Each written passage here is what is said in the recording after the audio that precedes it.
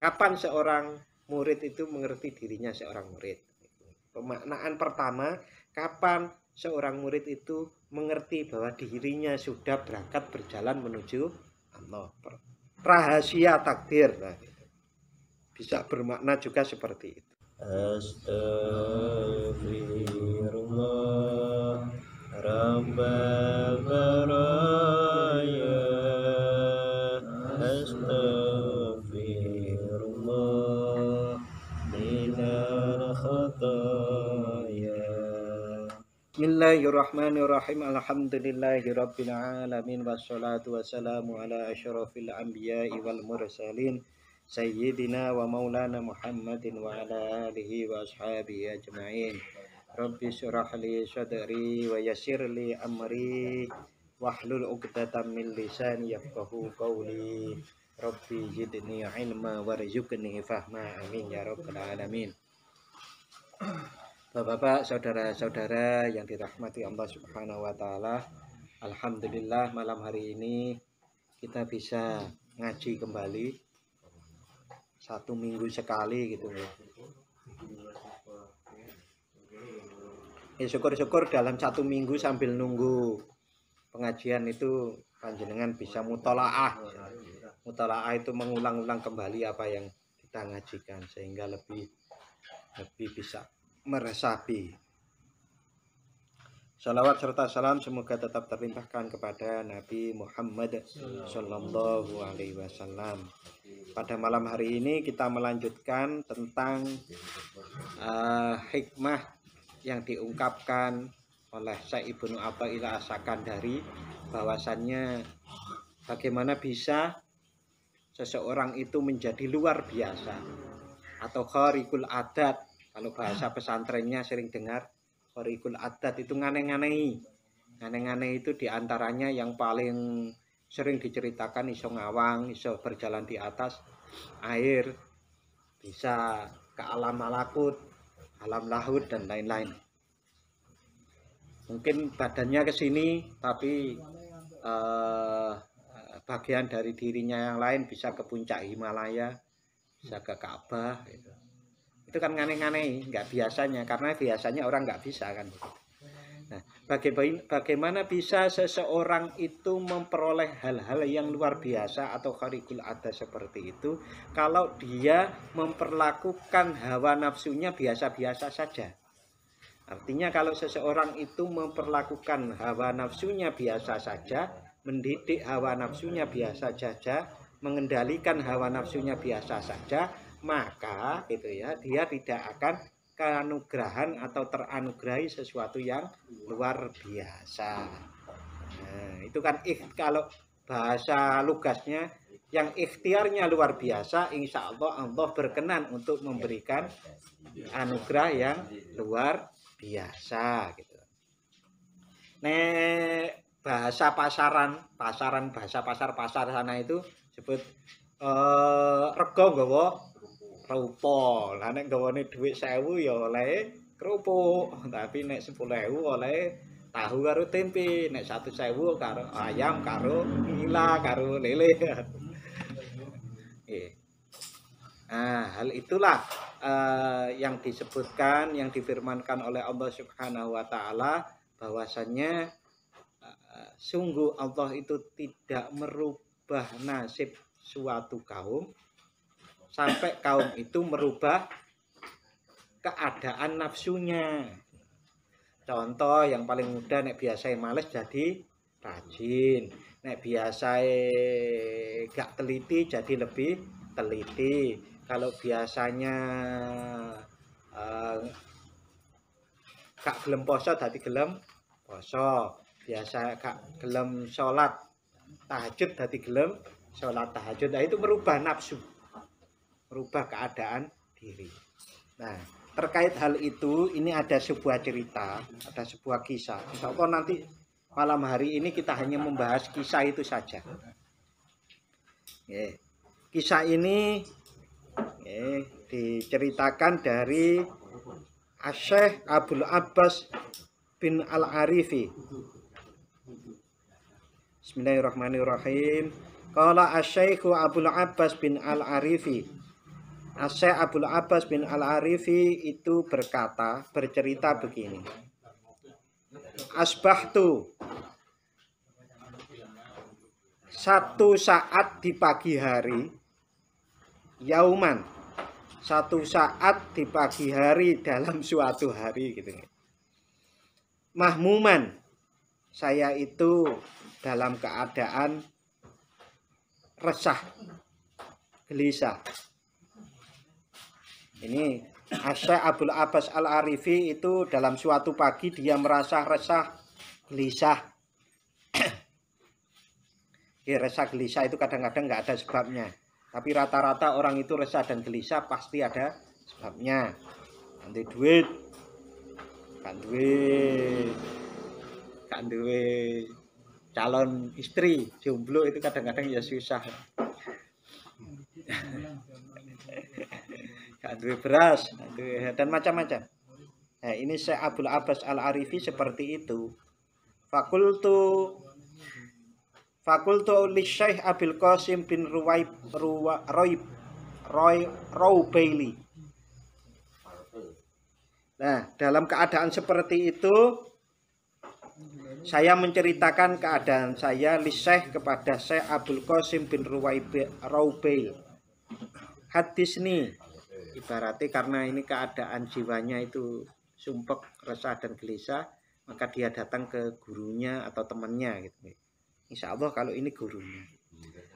Nah, gurunya ini namanya Abul Qasim bin Rawbaili. Nah, lalu kemudian beliau berkata seperti ini. Hadis ini, guru atau teman, hadis ini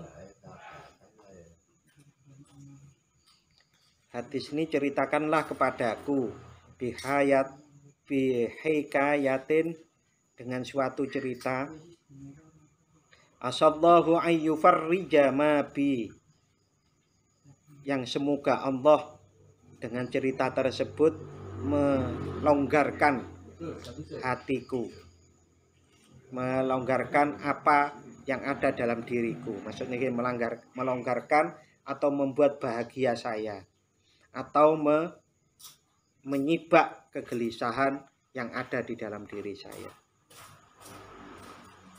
Bagaimana jawaban Abul Qasim bin Rawbaili ini? Beliau menjawab, faqala na'am, ya. Umpamanya Pak Tarsun ketemu Pak Farid, lalu kemudian Pak Tarsun bilang, wah Pak Farid, aku isu-isu itu sumpek ya. Piye ya carane? Mbak aku diceritani apa ngono ben Gusti ben dengan cerita itu Allah membukakan, menyibakkan kesusahan dan kegelisahan saya. Nah, Pak Farid jawab, yo tak ceritani yo. Ini ceritanya dawa, tur aneh. Terus ada ceritanya panjang dan ngane-ngane, luar biasa. Wusifa li rajulun bi ba'di sawahili. Ya, ceritanya seperti ini. Wusifa li rajulun, saya pernah mendengar seorang laki-laki yang sifatnya seperti ini.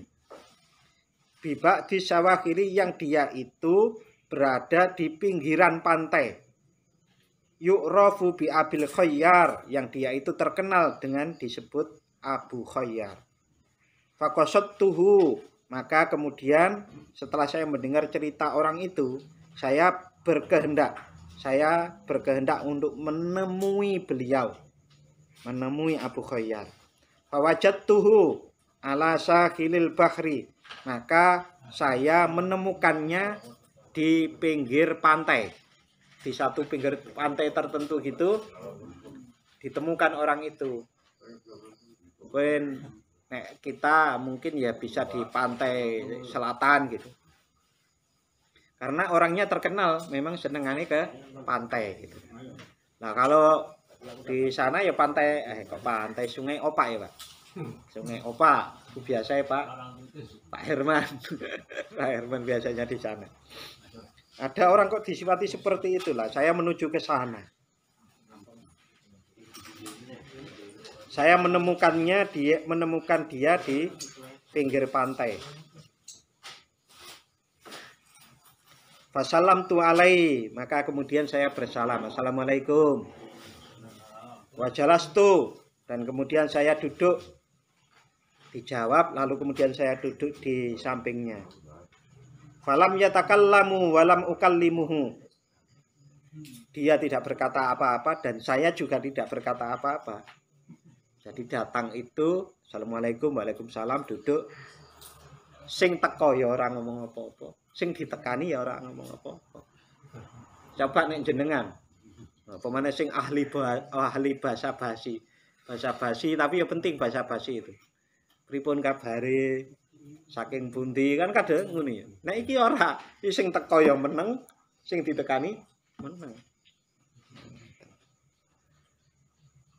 Falam yatakallam walam ukallimu. Hatta idza kana waktu sholat, sampai datanglah waktu sholat. Akbala nafarun min ba'dil audiyati. Nah, pas waktu sholat datang, tiba-tiba datang banyak rombongan orang yang dari alas, dari kampung lah, nek sini. Dari kampung. Serombongan. Rombongan itu mboten siji loro, rombongan ngoten. Nah. Mutafarriquna, yang berbeda-beda, rombongannya niku banyak beda-beda. Gampangane nek kelambi ya sing siji ana sing celonoan, sing siji ana sing sarungan, sing siji ana sing jubahan, mungkin ana sing kathok cingkrang barang. Lalu kemudian fajtama'u ilaihi, dan mereka semua itu berkumpul di dekatnya Syekh Abu Khayyar yang biasanya di pinggir sungai, pinggir pantai tadi. Wataqaddamahum wahidun minhum, dan salah seorang di antara mereka itu maju. Wataqaddamahum, salah satunya maju, wahidun minhum fasalla bihim, dan kemudian mereka sholat dengan mereka. Maksudnya salah satu orang maju dan ngimami mereka itu semua. Summa iftaroku, kemudian mereka itu bubaran. Walam yukallim ahadun minhum ahadan, dan mereka itu tidak satu pun bercakap antara satu orang dengan yang lainnya. Menengkabeh. Wajalasa asy-syaikhu makanahu, maka Syekh Abu Khayyar tadi kembali setelah jamaah bubaran, dia duduk di tempat yang tadi. Wajalastu indahu, dan kemudian saya juga menyusul duduk di sampingnya. Hatta idza kana waktu sholat, kemudian datanglah waktu sholat yang lain. Nggih gampangane nek niki nanti ceritanya pada akhirnya bisa disimpulkan. Sholat yang pertama itu adalah sholat duha. Sholat yang kedua ini sholat zuhur.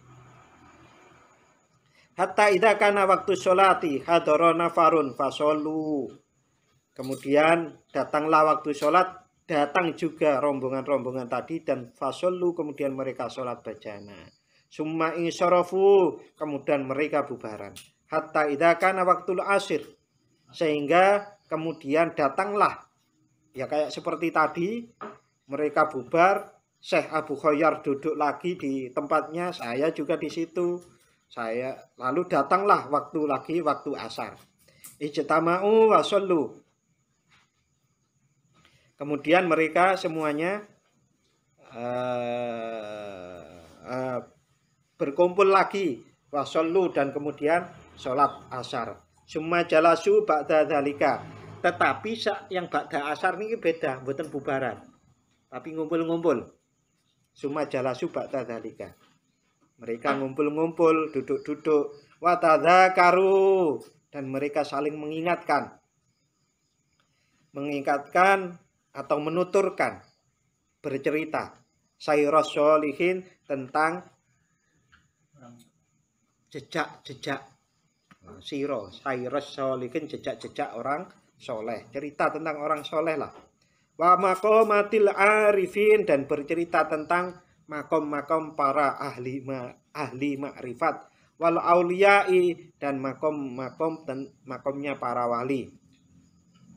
ila qaribil asfar isfirari, ila qaribil isfirari, sampai dekat cahaya menguning di barat itu. Summa tafarraqu, kemudian mereka berpisah. Wajtama'u, dan berkumpul lagi lil maghrib, berkumpul lagi untuk sholat maghrib.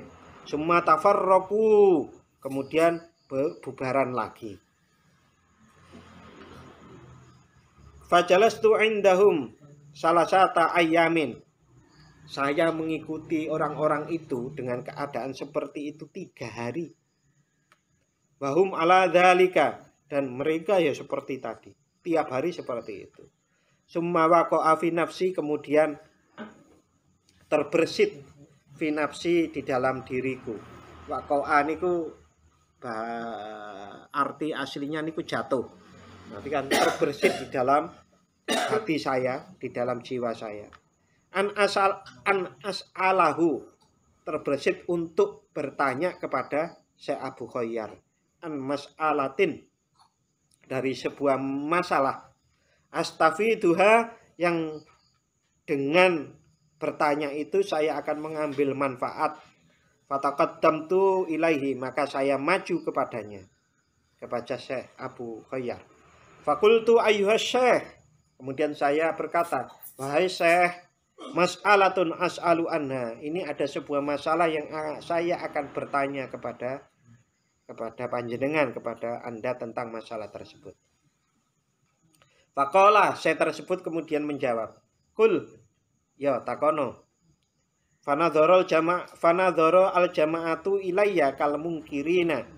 Nah, teman-teman yang duduk tadi itu, begitu saya mengucapkan, saya bertanya, itu semua pada memandang saya dengan pandangan tidak suka. Kalau mungkirina itu seperti mengingkari gitu. Mengingkari itu ya tidak suka. Fafasitu, maka saya jadi takut gitu. Namun di pendelengi wong sak menono kae aneh kabeh. Fakultu ayyuhas syekh, mata ya'lamul muridu annahu muridun. Saya kemudian berkata, wis ora apa-apa, wis kebladut to. Dipandang dengan gak enak sama orang-orang itu, ya sudahlah, aku tak tetap tanya gitu. Batine gitu. Ayo syekh, wahai syekh, mata ya'lamul muridu annahu murid. Kapankah seseorang murid itu mengerti bahwa dirinya itu murid? Kapankah seseorang yang berkehendak menuju Allah Subhanahu wa Ta'ala itu mengerti tentang dirinya sudah menuju Allah? Kapan seorang murid itu mengerti dirinya seorang murid? Pemaknaan pertama, kapan seorang murid itu mengerti bahwa dirinya sudah berangkat berjalan menuju Allah? Pertama, bisa bermakna begini. Kapan seorang murid itu mengetahui irodah atau takdir Allah? Ini kan berbicara tentang sesuatu yang luar biasa toh. Nah, kapan seseorang itu mengetahui takdir lah gitu. Mengetahui takdir, rahasia takdir lah gitu. Bisa bermakna juga seperti itu. Kapan seorang murid mengetahui bahwa dirinya itu murid? Bisa bermakna dua tadi ya. Kemudian Syekh itu menjawab, faqala fa'aradu anni. Oh, dia belum, Syekh tadi tidak menjawab, tetapi fa'aradu anni walam yujibni. Beliau Syekh Abu Khayyar tadi itu mengo ora dijak walam yujibni, dan tidak menjawab saya. Fakhiftu an akuna, dan saya kemudian saya takut an akuna qad aghdabtu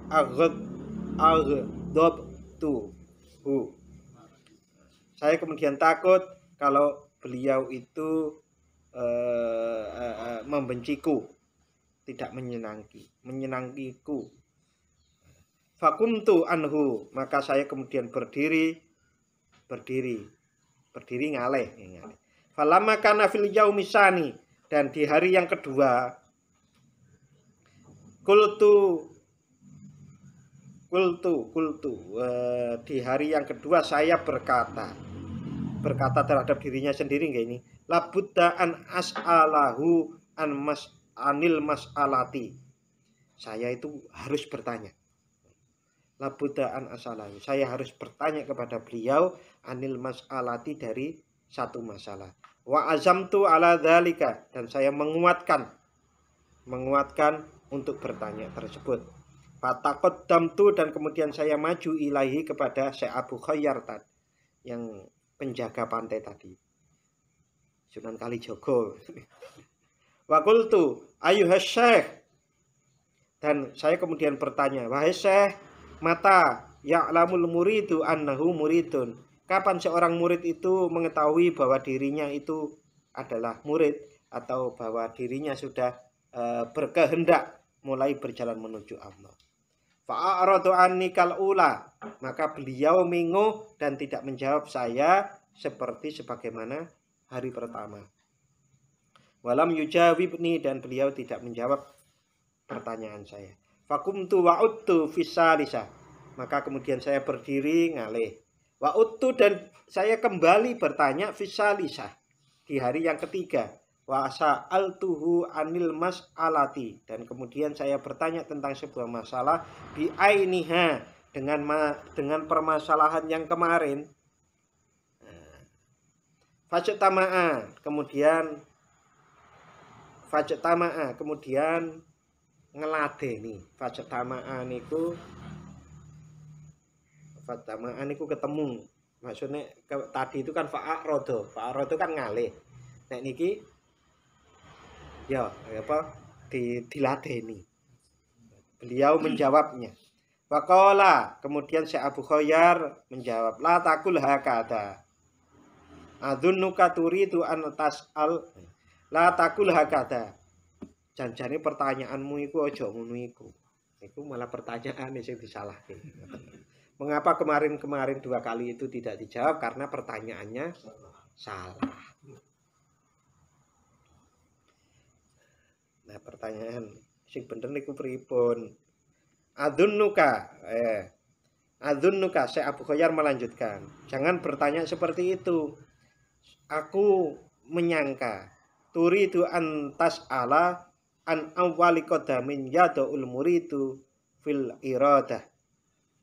Saya menyangka bahwa engkau berkehendak untuk bertanya tentang awal tapak kaki atau awal melangkah seorang murid fil iradati, di dalam makom iradah. Fakultu, nah yang bertanya tadi menjawab, naam nggih, pertanyaane ngoten. Daripada engko nek gak tinggi gak dijawab maneh. Oh nggih. Qala li. Syekh Abu Khayyar kemudian menjawab kepada saya, mengatakan kelanjutan jawabannya. Idza jatama'a fihi arba'u khisalin, tatkala berkumpul di dalam diri seorang murid 4 keadaan. Kalau sudah berkumpul di dalam diri seorang murid 4 keadaan, maka dia berarti sudah memulai melangkah untuk iradah. Ada 2 makna tadi ya. Iradah itu adalah berkehendak untuk menuju Allah betulan, atau makomnya sudah makom iradah, mengetahui rahasia takdir. Makna yang ketiga itu bisa dikatakan bahwa dia adalah seorang murid yang mulai boleh untuk mempunyai kehendak. Itu rada angel nggih penjelasannya nomor 3 niku. Mudah-mudahan bisa dipahami. 4 keadaan ini kalau terkumpul di dalam diri seorang murid, maka dia baru menapaki menuju Allah. Yang pertama, Ihdaha antutwalahul ard. Yang pertama adalah kalau dia bisa melempit bumi. Wa takunu indahu kaqadami wahidin. Dan jadilah bumi itu menjadi cuma satu langkah.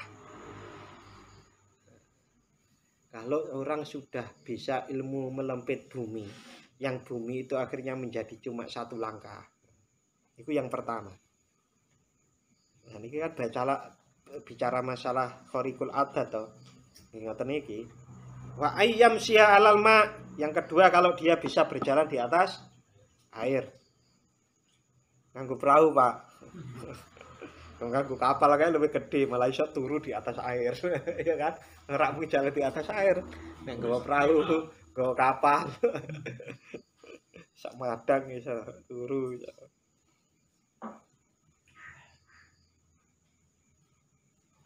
Indana annahu muridun.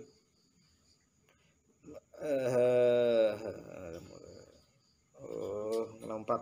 Wa ayyakula minal kauni mata aroda. Yang ketiga adalah dia kalau mau makan itu bisa makan dari mana saja. Gampangane nek karep maem ya ono ngono lho, Pak. Jangan ora tidak repot golek. Ya, pokoknya luar biasa semua ini. Sampean ampun tanya loh. Tanya ya ora apa-apa. Lah Pak Lukman sakit mboten ya ora iso arep maem ya kudu masak sik. Kudu kerja sik barang. Ayyakula minal kaun. Pokoknya dia itu kalau mau makan dia tinggal makan dari jagat yang ada ini. Mata aroda kapan saja dia berkehendak. Wa alla turadda lahu dakwah. Yang keempat, dungane ora pernah ditolak.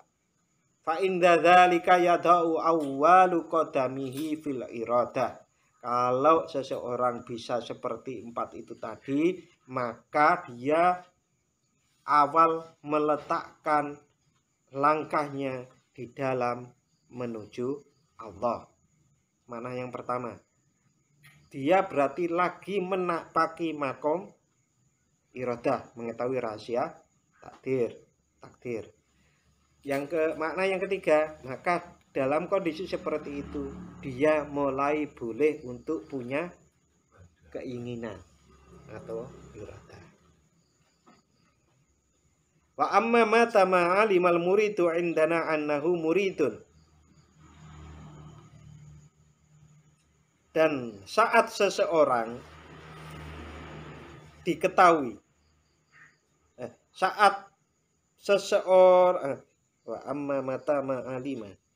Adapun kapan seorang murid mengetahui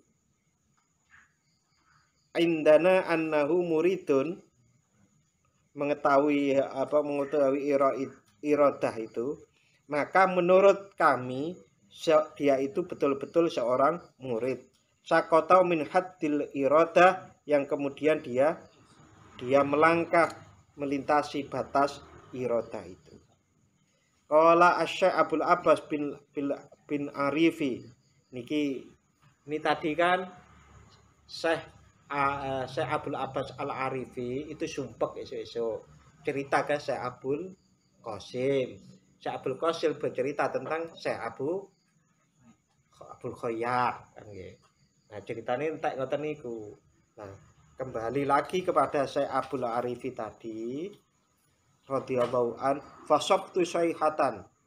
Mendengarkan cerita seperti itu saya menjerit dengan jeritan, kadat nafsi tadhabu ma'aha. Seakan-akan jiwa saya hampir melayang. Lho krungu ngono iku lho kok iso hampir melayang. Cerita begitu itu membuat Syekh Abdul Abbas Al-Arifi itu jiwanya mau melayang. Kaget.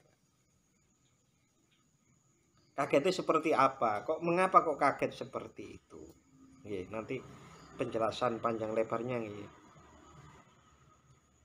Qultu lahu ayastana minal irada ya Abul Qasim. Wahai Abul Qasim, seakan-akan engkau membuatku putus asa untuk mengetahui rahasia takdir. 1. Ya Abul Qasim, engkau membuatku putus asa untuk menjadi seorang murid yang betul-betul menuju Allah. Yang kedua. Yang ketiga, ya Abul Qasim, engkau telah membuatku putus asa untuk mempunyai keinginan. Nek dibalik ke depan cerita tadi, dia kan sumpek di pagi hari. Sumpek niku nek kata Iwan Fals, keinginan adalah sumber kesusahan. Gitu Iwan Fals bilang gitu toh. Di lagunya, entah lagu yang mana saya nggak tahu.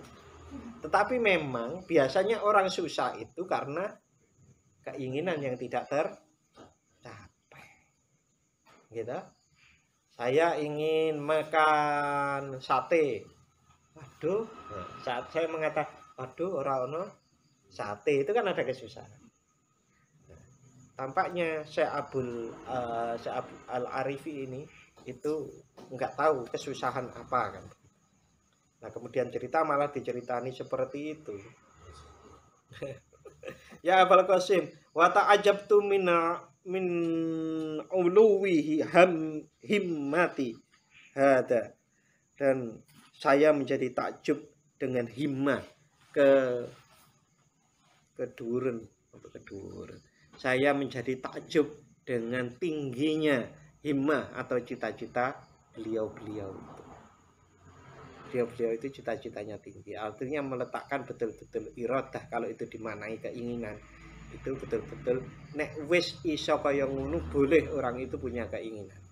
Tetapi sebelum orang itu punya 4 hal tadi, maka nggak boleh pingin. Berarti nafsunya sudah terdidik. Karena apa? Orang-orang yang mendapatkan karomah-karomah atau keluar biasaan seperti itu biasanya sudah mengendalikan nafsunya secara luar biasa. Yo, biasanya kan orang-orang itu kan ahli poso toh. Yang bisa-bisa kayak gitu itu loh. Berarti kan dia sudah belajar mengendalikan nafsunya. Tetapi orang yang seperti itu masih punya iradah atau keinginan. Nah, keinginan itu boleh nek wis oleh karomah seperti itu. Nah, sebaliknya orang yang sudah seperti itu sulat keinginannya sudah terkendali. Dong nggih. Oleh pingin nek wis gak punya kepinginan. Jadi apa? Maksudnya ora usah pingin-pinginan, ngoten. Dan tidak kepingin itulah yang namanya menyatukan kita menuruti atau taat kepada Allah dengan segala aturannya. Gitu. Keinginan kita yang jelek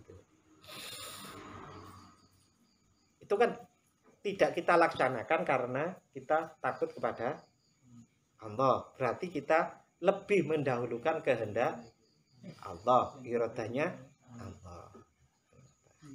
Sampai kalau begitu terus gitu, maka jadilah dia itu lebur atau fana. Mengapa kalau disebut fana? Enggak duwe kehendak, yang ada adalah kehendaknya Allah. Berarti semua hidupnya itu ibadah, itulah yang namanya menyatukan kehendak kita dengan kehendak Allah. Tapi itu pun masih ada kehendak. Makanya orang yang bisa beribadah seperti itu pun masih diperingatkan untuk hati-hati agar tidak terjadi riak dan yang lain-lain itu, karena selalu mengintai kehati-hatian itu. Nah, lucunya seorang murid itu dikatakan menjadi murid kalau dia sudah tidak mempunyai iradah. Murid niki bicaranya murid toreko nggih. Murid toreko salik, para salik itu orang yang berkehendak menuju Allah namanya murid. Murid itu artinya orang yang berkehendak. Berkehendak apa? Berkehendak menuju Allah. Saat dia itu menjadi murid, apa pelajaran pertama? Kekanglah hawa nafsu, berarti kekanglah keinginan-keinginan, ya kan? Maka seseorang, ya anehnya murid orang menuju apa ya itu, mulai menuju Allah caranya apa? Jangan punya keinginan, padahal keinginannya menuju Allah. Nah, itu uniknya seperti itu.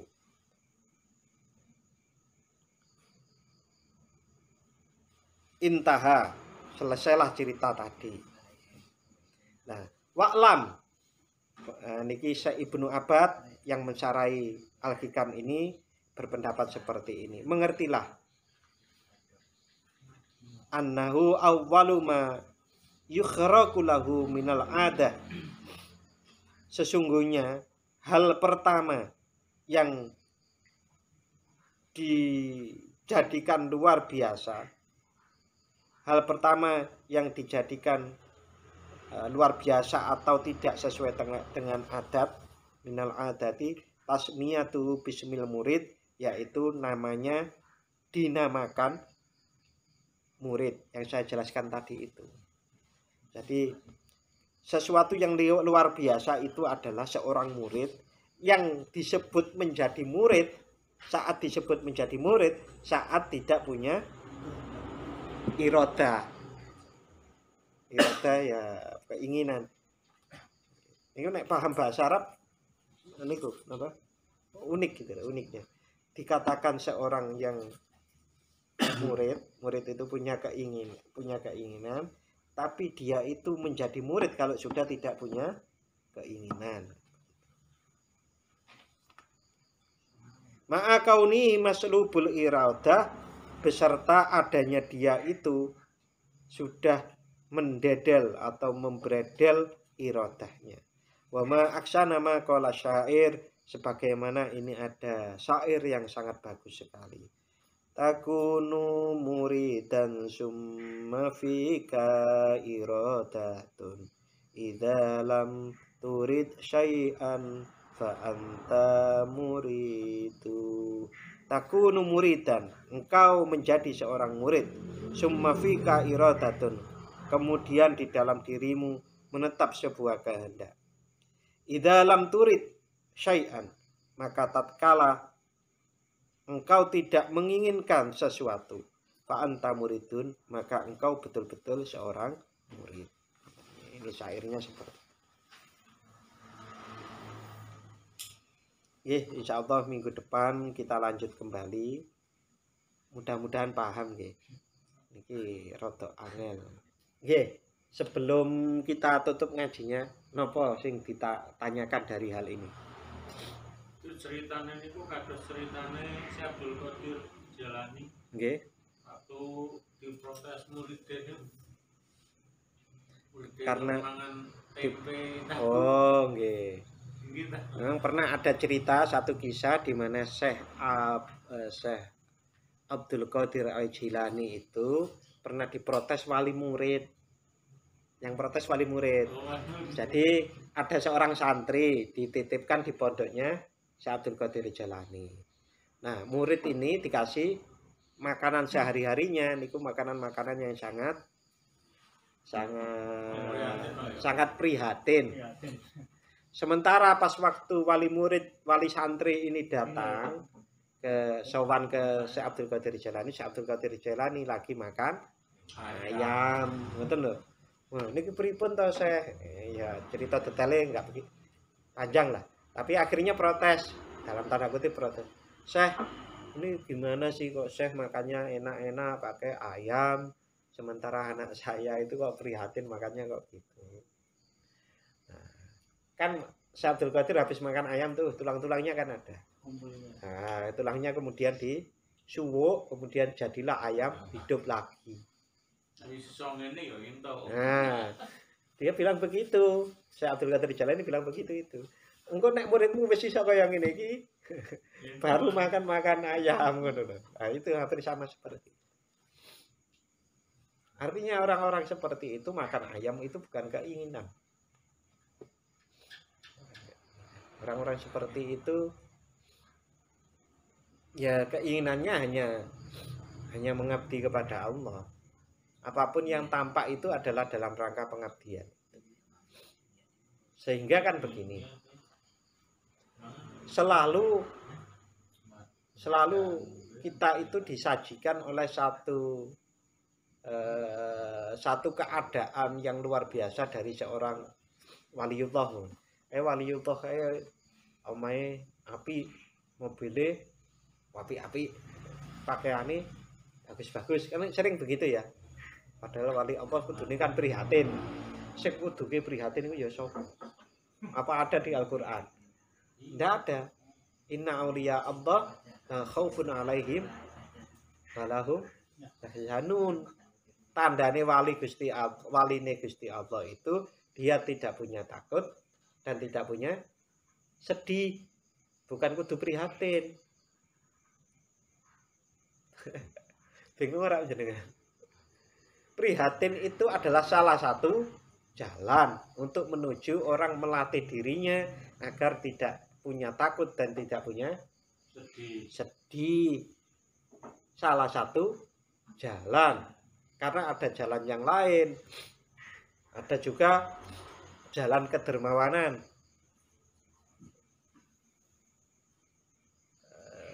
Ada salah seorang ulama yang sangat terkenal.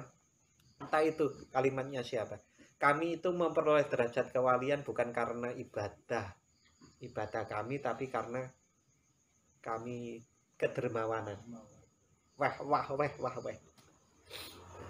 Ada juga yang menjadi wali Allah karena rasa syukurnya, rasa sabarnya, dan yang lain-lain gitu.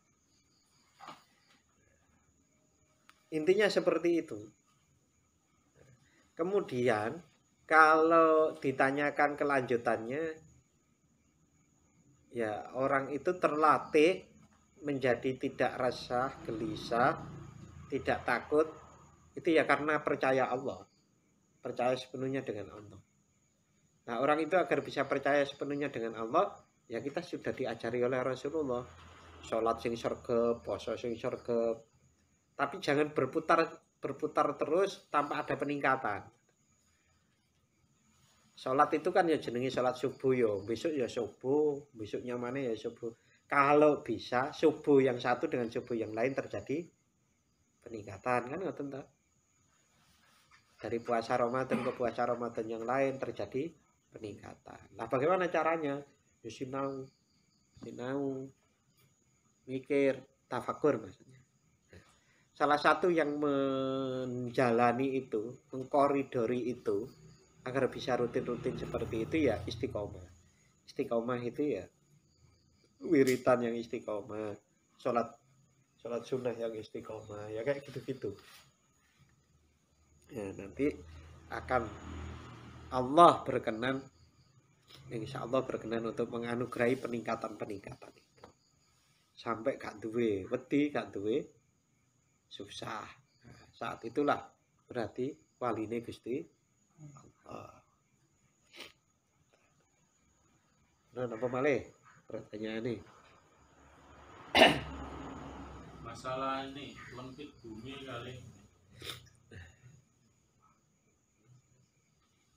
Lempit bumi terus mau berjalan di atas air terus ajeng dahar niku enten niku fisik napa enten makna filosofi napa pun. Soalnya nek fisik yo angel. Saya itu pernah mendengarkan cerita ya. Ceritanya seperti ini. Tapi secara langsung ya, secara langsung. Bukan berjalan di atas air, tetapi air yang itu tersibak. Seperti ceritanya Nabi Musa itu pernah secara langsung. Tapi pelaku yang berjalan di atas air langsung itu belum pernah saya dengar langsung dari orang. Tapi kalau yang saya ceritakan sampai ke Himalaya, sampai ke Ka'bah, itu yang cerita langsung. Orang yang bersangkutan cerita ke saya. Bukan fisik. Pelakunya. Iya, pelakunya itu ceritanya. Fisiknya ya tetap di tempat. Di rumah.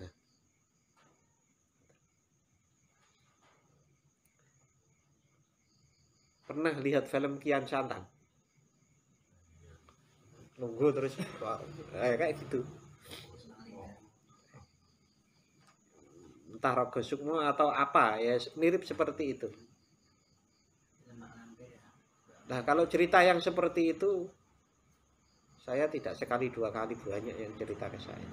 Saya waktu ke Dieng, angkatannya siapa biar ke Dieng kayak 16 ya, sama Iqbal segala itu kan.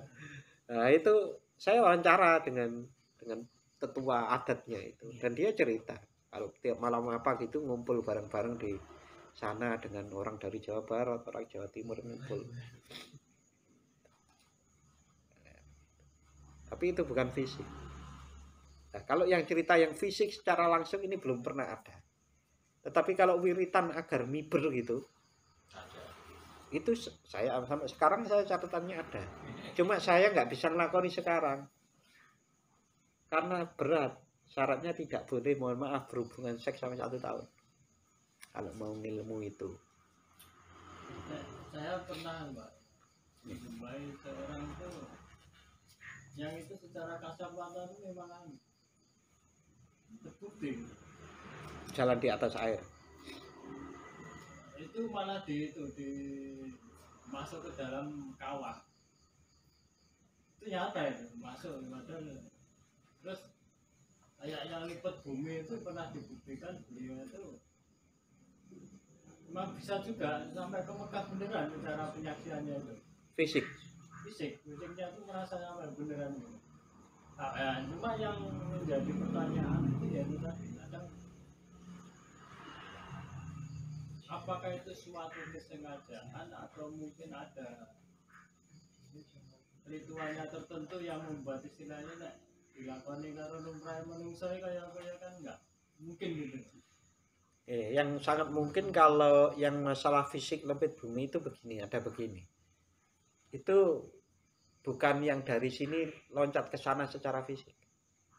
Tetapi yang ya, itunya apa secara anu enggak tahu ya kita, tapi secara penyaksian kita itu sepertinya nyata gitu. Oh kalau itu kan seperti tadi, seperti ke Himalaya, ke Mekah, seperti Rogo Sukmo lah kalau orang Jawa bilang itu, ya memang begitu, ada banyak yang cerita begitu. Tetapi kalau fisik itu biasanya begini, menurut saya yang lempit bumi fisik itu, fisiknya itu ada dua Pak, tapi yang satu ini endo itu endo Pak. Endo itu pihak lain itu bisa jadi malaikat, bisa jadi jin. Jadi dia tampak di dua tempat. Nah, yang satu kalau tidak tampak berarti kan tampaknya hanya di sana. Tapi wallahu alam, cerita itu memang banyak sekali. Lempit bumi di kitab-kitab itu ya banyak sekali. Cuma kan kalau pertanyaannya secara langsung tadi itu, ya saya yang langsung mendengar itu malah angin berhenti, air berhenti, angin berhenti, laut airnya menyibak. Mbah Gusen itu juga cerita seperti itu.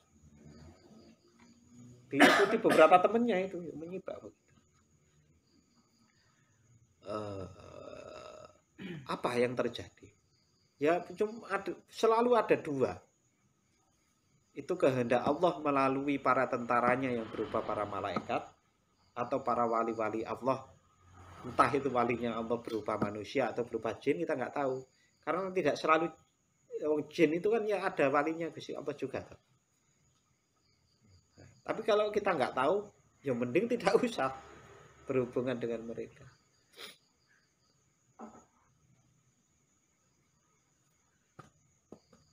Ya begitu. Kalau itu nyata atau tidak, wallahu a'lam ya. Tapi cerita di kitab banyak. Yang saya dengar cerita lainnya langsung ya seperti itu.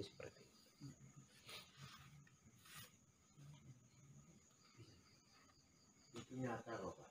Tapi yang diomong tadi memang benar atau tidak apa itu benar. Contohnya nggak salah banyak kayak sini loh, kayak saya sendiri ya begitu. Kayak begini. Soalnya di sini kesana ada itu kayak sini. Ada Tapi yang jadi saya tuh bocin, tunangan ya orang ngerti. yang Nah, jadi itu permasalahan gimana? kita melihat itu ya nyata Ternyata ya ini orang-orang kuno yang sini tahu semua. Iya, dan Nah, itu HB9 kan ceritakan begitu, malah jadi beberapa. itu nek pernah saya bertanya itu ke seorang ya itu yang tanya, nah itu siapa? Itu dari pertanyaannya gini Pak, misalkan saya itu mau haji ya, ada niatan semantan gini dengan minta doa restu lah, amin. Jenengannya tidak ikut pergi haji gitu kan, jenengan di rumah aja. Suatu ketika saya tuh di sana itu ketemu jenengan Pak, persis melihat Ya itu kan mata itu. ya penjelasannya bisa dua kemungkinan tadi ya. Ya. Nah, Nah, ketemu. Nah, suatu ketika saya mantu pulang kan, sewangi kan jenengan. Loh, Pak Iwan ini nggak cuma jadi loh Pak. Ya jenengan jawab, buatan aku datang di rumah, buatan di kan. Niku ditangkap nih. Dan niku cinta deh Pak kan. Niku ada istilah dalam bahasanya orang-orang itu katanya kodam. iya, ada yang mengatakan kodam. Bahasanya kodam ya, bahasanya kayak kodam. tapi nyatanya memang ada gitu aja. Ya mudahnya kan begini loh. Yang bisa dijelaskan dan diterima oleh orang banyak kan itu, Pak. Nah, iya. Iya. Kalau yang penjelasan yang lain ya menurut saya tadi itu kalau apa yang berkehendak untuk menunjukkan bahwa agar si pelihat itu mempercayai orang yang dilihat ini, ya bisa jadi itu adalah malaikat yang diperintah oleh Allah mewujud itu, atau jin, atau ya macam-macam. Itu nggak tahu tadi ya jangan bocin setan itu saya nggak tahu ya. Yang pasti itu mbak sini ya begitu, kemudian dulu banyak gitu.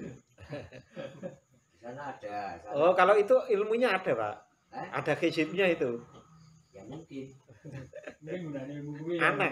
Memang ono ilmunya ada. Ngomong jangan gitu lu kenal kicim kok enaknya apa yo? Keyakinan atau kurpanya pun besar aja gitu loh. Karena dulu yo Bagian sanang belajar itu. iya. Ya bagaimana yang Pak Sirotan sampai mau bisa loh jadi kono aneh giring. Nah, ya Sirotan. gitu. Ini siji Sirotan kok kono bino to andane kok giring bablas ke paling rasane dhewe. Ojo suka langsung udah genah lah keturunan nanti. Ini mbak sini wae. Agamanya ora jelas saya dah. Tapi Semua katanya bisa. Dia berjalan Pak. Dalam Nah Pak, itu kejawen, nggih. Mbak saya itu. Itu kalau penjelasannya, kalau dikaitkan dengan agama, hal-hal seperti itu ada yang namanya kesaktian itu tidak tergantung dengan agama. Ya makanya tadi tuh, maka bocin bulu lembut saya nggak tahu gitu. Tapi katanya begitu gitu loh. Nggih. Ini kenyataannya gitu aja. Nggih, napa malih? Sementara cukup ya. Saya gitu. Terus saya itu boleh oke mau. Oke, kita akhiri dengan membaca doa Bismillahirrahmanirrahim. Allahumma inni astaudiuka ma 'allamtanihi fardudhu ilayya 'inda hajati ilaihi wa la tunsinihi ya rabbal alamin. Barakatul Fatihah. A'udzu billahi minasyaitonir rajim.